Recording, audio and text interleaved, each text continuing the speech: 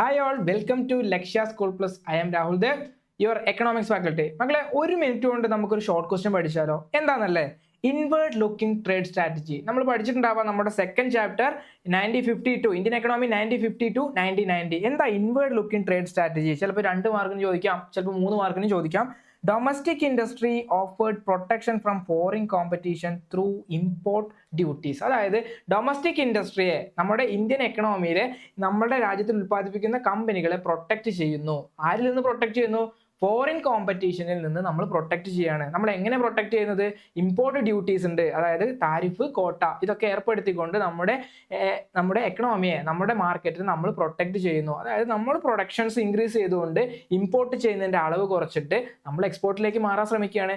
So നമുക്ക് surplus അല്ലേ വരുന്നത്.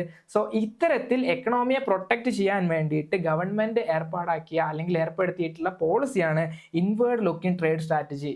ഈ ഇൻവേർഡ് ലുക്കിംഗ് ട്രേഡ് സ്ട്രാറ്റജിയെ തന്നെയാണ് ഇമ്പോർട്ട് സബ്സ്റ്റിറ്റ്യൂഷൻ എന്ന് പറയുന്നത്. സോ ഇമ്പോർട്ട് സബ്സ്റ്റിറ്റ്യൂഷനും ഇൻവേർഡ് ലുക്കിംഗ് ട്രേഡ് സ്ട്രാറ്റജിയും നിങ്ങൾക്ക് മാറിപ്പോണ്ട, രണ്ടും സെയിം തന്നെയാണ്.